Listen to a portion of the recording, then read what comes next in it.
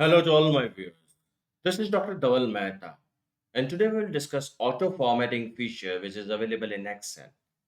So for this, we will go in Excel workbook. Now we want to do the auto formatting on this data. So select the entire data. It is quite likely possible that the auto formatting feature is not active. So for this, you will have to go in File, Options, Quick Access Toolbar, activate all the commands, and you will find auto formatting feature here. Here is it. Click on it and press add, and the auto formatting will appear here. Now click OK. So the shortcut will be available from here. Just click on it.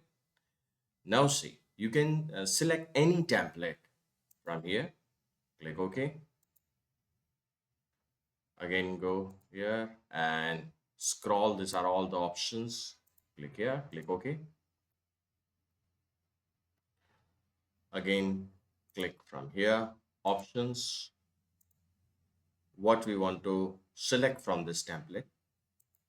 We can do that also.